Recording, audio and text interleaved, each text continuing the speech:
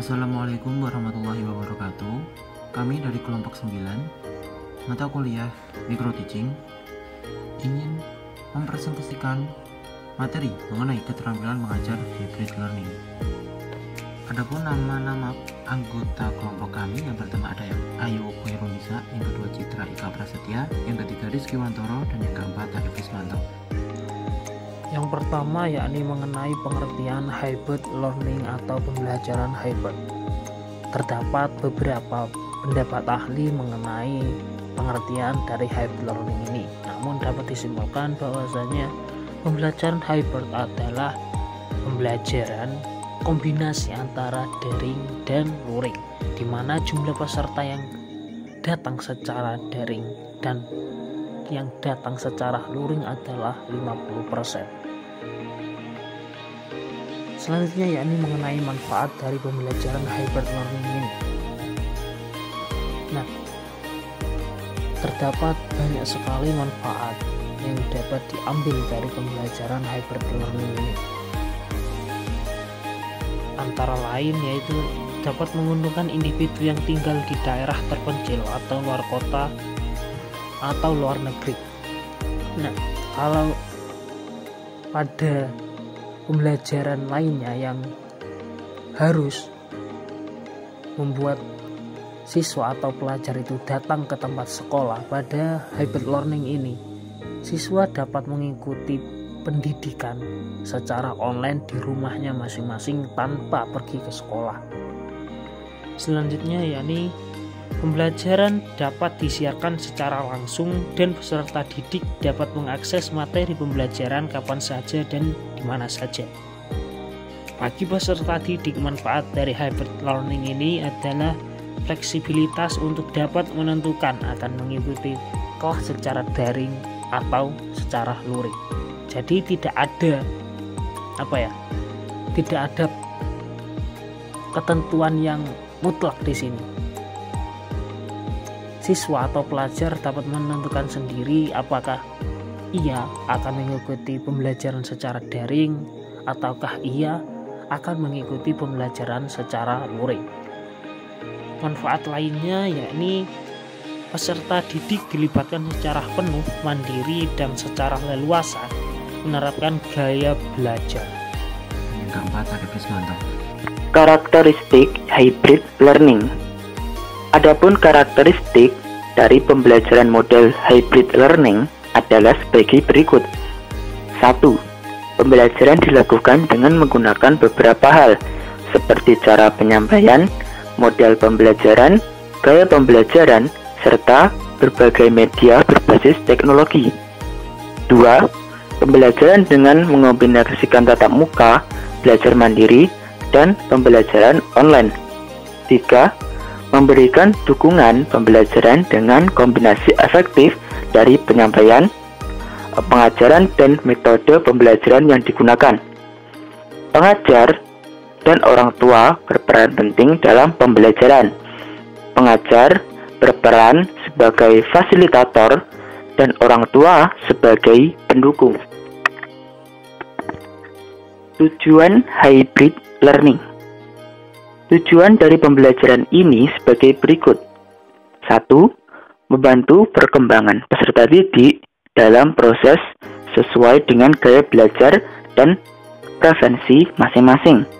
2. Memberikan kesempatan praktis realistis bagi pendidik dan peserta didik agar mereka dapat belajar secara mandiri, bermanfaat, dan berkelanjutan. 3. Meningkatkan penjadwalan fleksibilitas bagi peserta didik dengan menggabungkan aspek terbaik dari pembelajaran tatap muka dan pembelajaran online. Kelas tatap muka memungkinkan peserta didik untuk berpartisipasi dalam pengalaman interaktif, sedangkan kelas online memungkinkan peserta didik dengan mudah mengakses konten multimedia kapan saja, di mana saja, selama peserta didik memiliki akses internet. Komponen hybrid learning. Dalam hybrid learning terdapat 3 komponen yang mencakup pembelajaran online, pembelajaran tatap muka, dan belajar mandiri. pertama adalah pembelajaran online. Pembelajaran online adalah materi pembelajaran yang ditayangkan melalui komputer.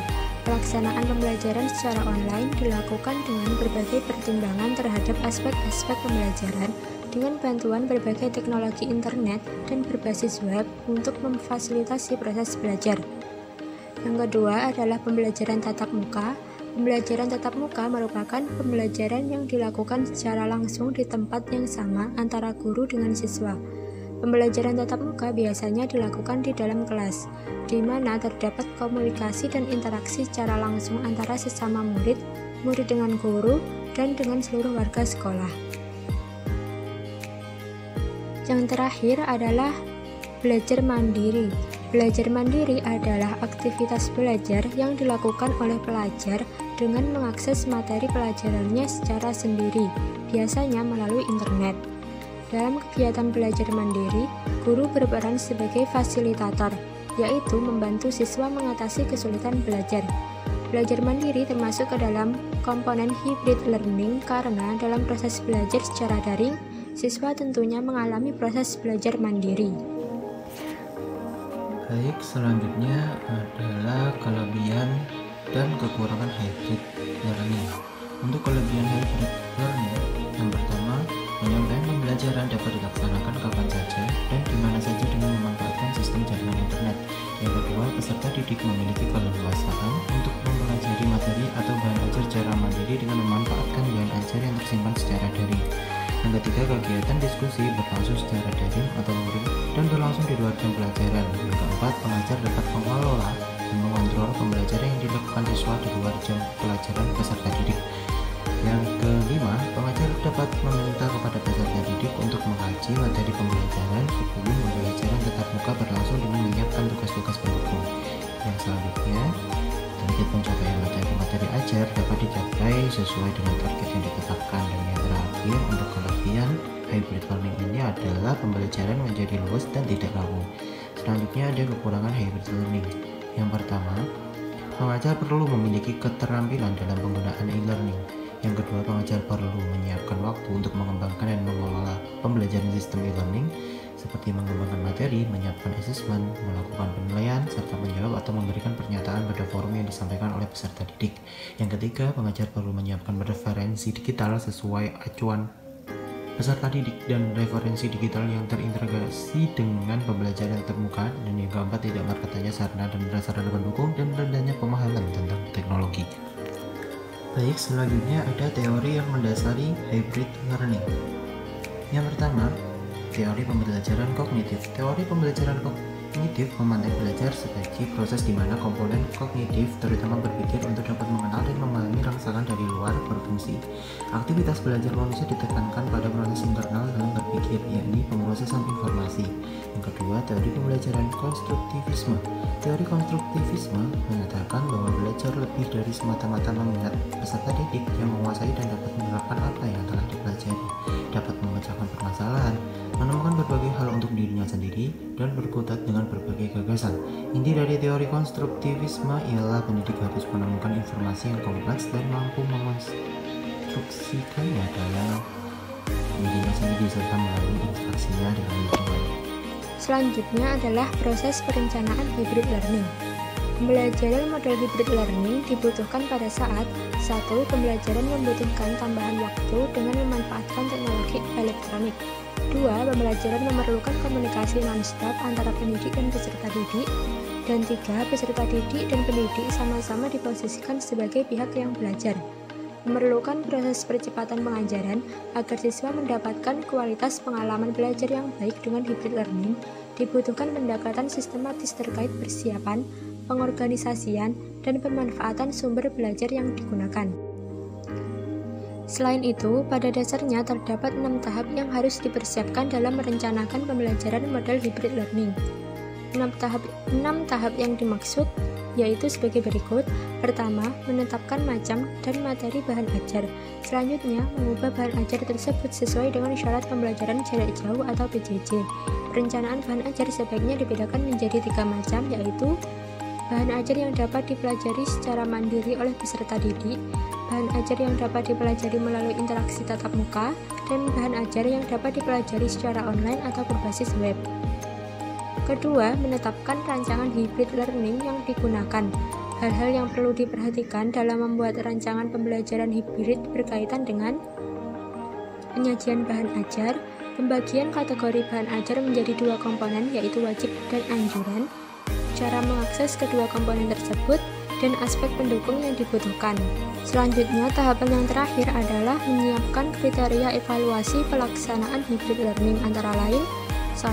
Easy to navigate, kemudahan siswa mengakses semua informasi yang disediakan dalam pembelajaran. Dengan indikator semakin mudah mengaksesnya, maka semakin baik. 2. Content atau substance, seberapa baik kualitas materi dan model pengajaran yang digunakan. Dengan indikator semakin baik kualitas materi dan model yang digunakan, maka semakin mendekati tujuan pembelajaran. Yang ketiga, layout, format, atau appearance, paket pembelajaran, yaitu buku, panduan belajar, atau informasi lainnya dalam hybrid learning disajikan secara profesional. Dengan indikator semakin bagus tampilan bahan ajar, maka semakin baik. Yang keempat adalah interest. Isi paket pembelajaran yaitu buku, panduan belajar, atau informasi lainnya yang disajikan dapat menarik minat siswa untuk belajar. Dengan indikator semakin baik rencana pembelajaran yang diajukan apabila dapat membuat siswa terus tertarik untuk belajar. Yang kelima, applicability. Sejauh mana pembelajaran yang disajikan dapat dengan mudah diimplementasikan oleh siswa. Dengan indikator semakin mudah diimplementasikan, maka semakin baik. Dan yang terakhir adalah cost effectiveness atau value, seberapa murah biaya yang dikeluarkan untuk mengikuti kursus tersebut. Sekian presentasi dari kami, kurang lebihnya mohon maaf. Terima kasih. Wassalamualaikum warahmatullahi wabarakatuh.